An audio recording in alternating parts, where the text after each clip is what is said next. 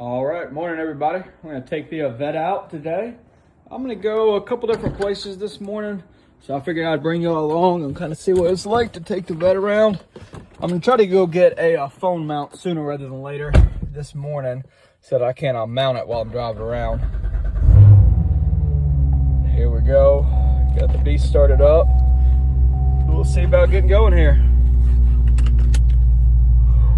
All right, I think it's right around 35 degrees or so outside, which is, I think, right at the limits for the tires, but it's gonna get up to like 61 today, so I'm not too worried about it. It's pretty nice outside, it looks like.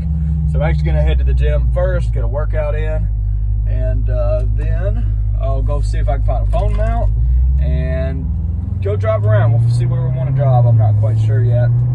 Kinda wanna check out the Jack Daniels place. It's about an hour away, but I'm not sure if I'm gonna make it that far or not. I think it could be some pretty roads going that way, even if I went out towards that way and then turn around. So that might be what I do today. We're gonna go ahead and get going here. So you can kind of see everything in the car. All right, there we go. First there's that flashing like crazy on the gas there. There we go. One cool thing I kind of like is that you can see right above the speedometer where the RPMs are. It's yellow right now, and then it's red. And actually, as the car warms up, that will change, and the yellow will go away, and then eventually the red will go away. So you won't have either one of those. So basically, it's just telling you, hey, don't get, over these RPMs technically until the car warms up some, which is a pretty nice feature right there. I like that because I know that, everything's okay. I've seen some stuff on YouTube that says, hey, we don't put our cars in manual mode until the oil temp, right there to the right, gets to the full 200 degrees, which is pretty much what it sits around. If you're driving it pretty hard, that oil temp can go up over 200, I've realized, and I did some research and they said that's fine and normal as long as it doesn't go too high. And it hadn't. It normally goes like 220, something like that maybe. But anyway, so that's just something to take into account. Good thing is the car has been on for about 10-15 minutes now, and you can see there's no more yellow or red above the RPMs. So it, to me, it's saying everything's warmed up good enough. You do see the oil temp over there is still really low. It's just over 100 right there. That one takes a while to be able to heat up. So, like I said, some of the guys are not putting it in manual mode until it heats up all the way to the 200, which I don't really know if it matters that much or not myself. Sometimes I've put it in there before 200. My brother's a mechanic, and he said, hey, just go ahead and put it in manual mode, ride it at higher RPMs, and it gets warmer a whole lot faster. Then you can start driving it how you want. Yeah, makes sense to me, So I have done that a couple times as well. But anyway, we're just chilling, just driving out here. I'm gonna head to the gym first, and then we'll see what we can do next. So here we go. One thing about it is when you're driving in the car, you can't necessarily see it so well in the video, but when you're driving in the car, the hood scoops, I call them, are very, very prominent. So it's cool looking in that way. It's something that I didn't really expect when I got in the car and started driving it around. I didn't think they were that prominent right there, but they pretty much are, which is kind of cool when you're driving it. It makes it look nice from this perspective. Kind of like if you're in the in-car racing perspective on Forza or something, But anyway, here we go. Obviously a little bit sunny in the morning time. All right, got the gym done. So now I'm about to head out, see if we can get down to Jack Daniels this morning. There we go. All right, so leaving the gym now, and you can see I had ran the car for about 30 minutes, very easily, you could say. And then I turned it off for about 30 minutes, and the oil temp is still a little over, maybe 100, 125, something like that. So we're good to go there. I'm not too worried about everything being warmed up. I'll be a little careful here, but we're ready to roll. I've never been down to the Jack Daniels place, so I'm gonna try to make it, like I said. There we go. Go ahead and pull out of the parking lot. That doesn't get old. When the tires are not warmed up, you hit the gas first, second, third gear. I don't know about fourth for sure, but definitely the first three, and it just spins. It will not get any traction at all. But there's a huge difference when you actually warm up the tires. You know, you've been driving for a while, whatever. It does pretty dang good, actually. You can definitely tell the difference, which is just cool, you know. Anyway, I've never had a cool sports car, and so now I'm getting used to it in the Corvette, seeing kind of how everything works and how little things make a big difference. That's a big thing to think about here.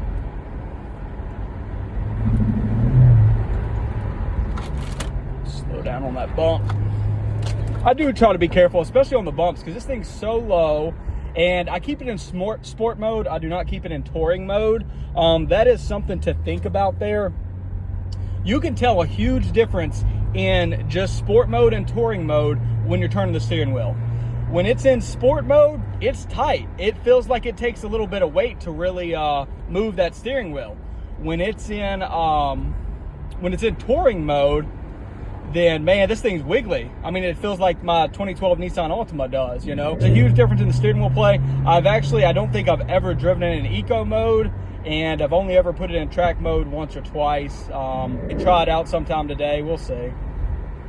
But we're just getting out of here so we can get to the open road. Show you what track mode looks like.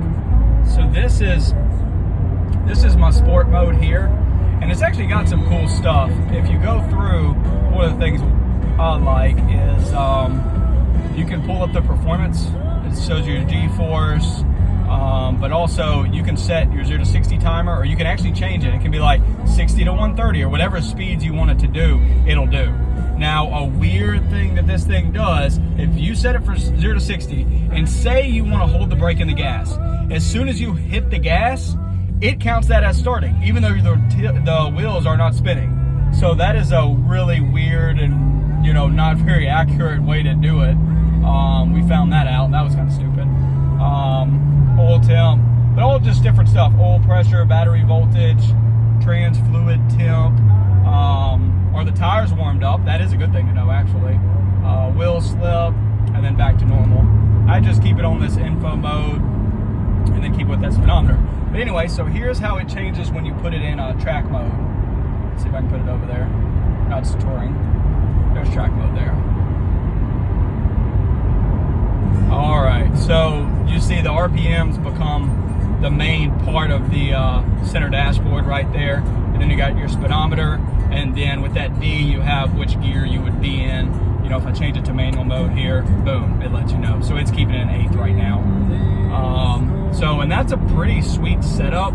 You can also change the settings to where, you know, what do you want the exhaust sound to change? Or what do you want it to sound like? So I actually keep the exhaust sound on track mode all the time. So you can have that. So even if you change all these, you know, you can go from track to touring to sport to eco, but it's going to keep the actual exhaust sound as track mode, which makes it a little bit louder. So that's pretty good. I'll be getting the Corsa Extreme and X-Pipe here soon to try to make the exhaust louder. And I'm going to see if I'm happy enough with that, or if I want to go all the way to like long tube headers and a cam. I don't know that I would want to go that far, or that I need to go that far. So I'm mainly focused on just doing the exhaust itself, the cat back or axle back, and then go from there, you know.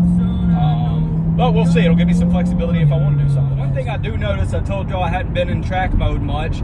The steering wheel is even tighter than in sport, which you could have guessed, but it's just kind of wild. It's almost like if you're playing those Xbox games, you know, and you have that crazy feedback. That's what you kind of feel, the pressure that it takes to turn it. You know, it's pretty wild there, which is pretty awesome. It gives you a lot more control of the car, I think. You know, you don't need to have a lot of leeway in the steering wheel and that kind of thing.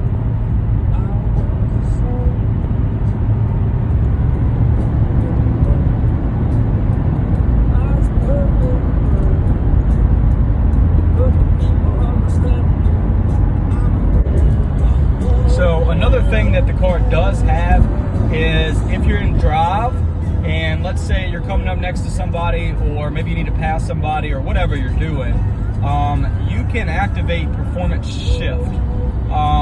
That basically what you do is you slam the gas, and then I believe you have to let off, and then you hit it again, and it's going to drop it to the lowest gear so you can take off. I've never tried it, so I'm about to try it right now and see how it does. All right, so we're just kind of coasting. And there it goes. You can see that it says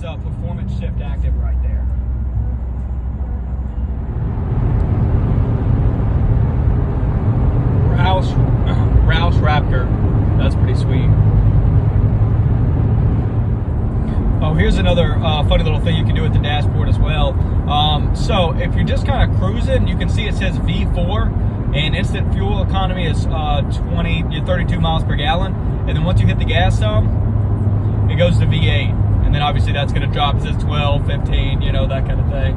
But that's kind of a funny little thing that you can do just to kind of see what's going on. I know that a lot of people are doing deletes on that because apparently the 4-cylinder deactivation is very bad on the engine.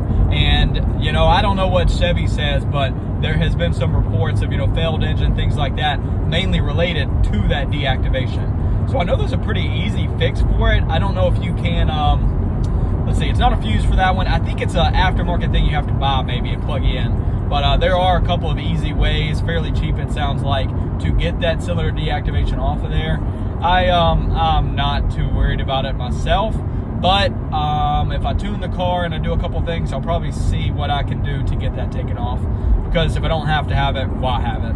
I don't care about the you know, good gas mileage, the few minutes that I'm driving it easy anyway.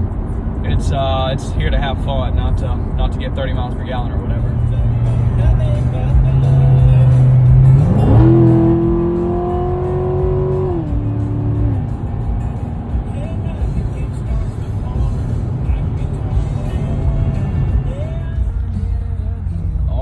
So I'm here in Lynchburg. I pulled over at the Lodge cast iron that I saw here, and man, the first thing that I noticed when I pull into Lynchburg is just the smell of the bourbon from the distillery. That's kind of wild. I would not have expected that. But I'm going around the little center area here now. Let's see what we see. Obviously a tiny little town, you know, but obviously very, very well known for the Jack Daniels here. We got Cowboy Jacks.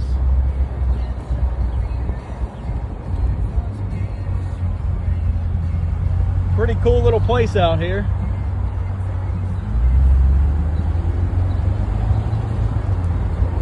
So I'm going to go over to the visitor center and see what I can find there.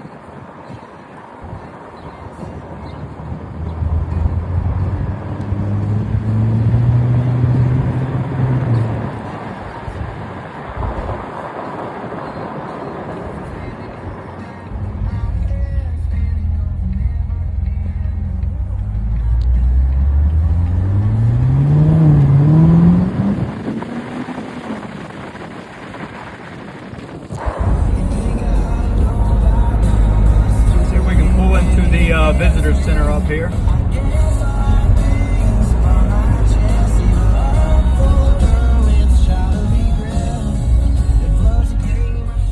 Welcome to Jack Daniels.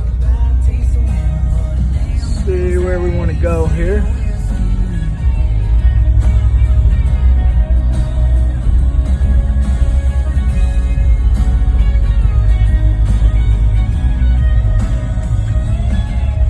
Oh, this is cool. I'm going to take a picture by the big Jack Daniels tray here.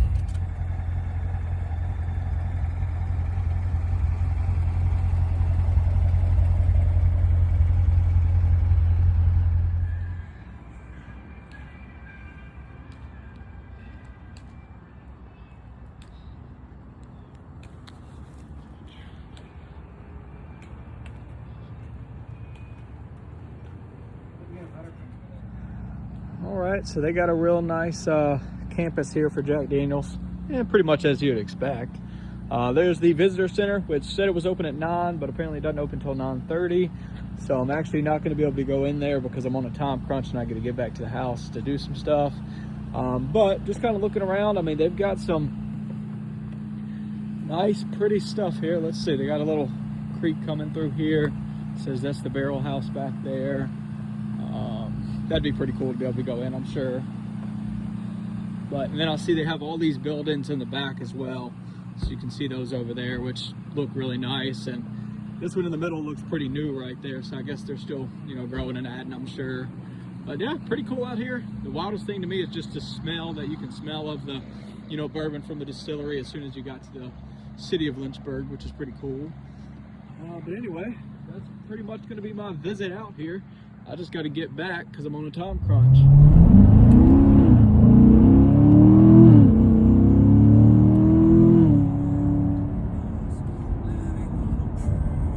The next thing I'm working on, I'm starting on the Corvette here. I've done a couple of the rims so far, so I started with that one, then this one, but I was just going to show you something about them. These things get a lot of brake dust. You might be able to see that kind of all around the rims, you know, and this is just after cleaning it probably 2 drives ago, maybe 3 drives ago, probably 200 miles or so. So I mean, that is a good amount, you know, and I'm not driving it too easy, so that's to be expected, but just something to note right there. So I'm about to get that cleaned up, so I'll show you what it looks like here in just a minute. All right, so we got the Corvette all cleaned up here. It's looking a lot better. I tried to keep any water spots or anything like that from forming, and I think I did pretty good. I did better than I normally do. I washed the car in different parts and then dried each part off. Here's the rim and tire after cleaning them. Looks a whole lot better right there. That little nick or whatever right there was one thing that the car already had before I bought it, so can't help that. Probably try to Sharpie over it or something so at least it's not so obvious. Eventually I'll do that. The only thing I've messed up on it so far is I pulled too far on a curb about 3 weeks after getting it and hit that front splitter, and I really didn't like that at all. So I'm going to come back sooner rather than later, and I'm going to change the grill out to the black Z06 so there's no more chrome, and I'm going to change the front splitter to the front splitter that looks like this, but it's got a big winglet on the side, more like a Z06 grill style. And then I actually have my first mod to do on the car by myself here, and so that is going to be tint pieces for the tail lights back here. So I think that's going to make it look a lot better by smoking out the tail lights. So here they are right now, and then next I'm going to put on those pieces and we'll see what it looks like after that. The other thing I'm going to be doing after I do this is I've already got the carbon flash black emblems on the way, so I'm going to get all those changed out here soon. And then I've got a license plate frame that's coming that I'm pretty excited about. It's just kind of funny. Y'all see that when I post it. But car looks really nice and clean. I'm about to go get a little gas. I like to keep it full if I can. That way anytime I'm ready to roll, I can go. Because normally when I get a free spot, I don't have a lot of time. So I just got to roll with it. Cleaned the inside quite a bit. It looks a lot better. I did not vacuum it. That's the only thing. But oh well. A lot less dust on the inside. Just a lot prettier overall. So I'm happy about that. So let me put the tail light tint on, and I'll show y'all what that looks like here in just a minute. All right, so I got the first 2 on. Super simple and easy. Probably took me 2 minutes. So now I'm gonna get ready to put the next 2 on. I'm just kind of showing y'all what the difference looks like with it smoked out and not. I'll turn the car on in a second, so hopefully we can see the lights, and then we'll go from there. All right, so just got them both on, and man, did that change how it looks. These tinted lights, which I've never had on any of my cars, it changed the look of it, just like if you go and put tint on the side of your car. You know, when you go put tint on the side of any car, it's going to make it look better already. Let's see, what else helps make a car look cooler? You know, the tint is probably the fastest, easiest thing I can think of. Rims is always obviously a big one, but those are normally super expensive and difficult, so that's not a very easy upgrade. But wow, I am very happy with how these looked on the smoked look. So I'm going to see if it'll start up here, and let's see if we can see the lights at all.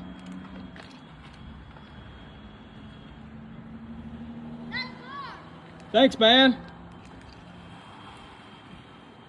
It's been giving me some trouble starting up with the remote after I've been driving it all day long. In the morning it was fine, and then when I started driving it all day long, it started giving me trouble. And I already knew when I bought it, they told me that they were having some trouble with it. And normally it doesn't give me problems, but it seems like if you turn it on and off a lot, you know, stopping at different places, maybe it runs down the battery, and then that's what causes the problem. Maybe somebody smarter than me can comment down below if they know if that could be the case or if they know anything about that. But anyway, I'm gonna set this up and see if I can start it up. Here we go.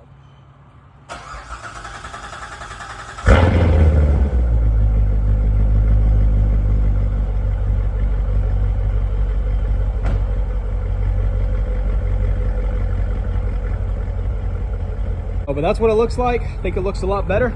So I'm about to go fill it up with gas and we'll go from there.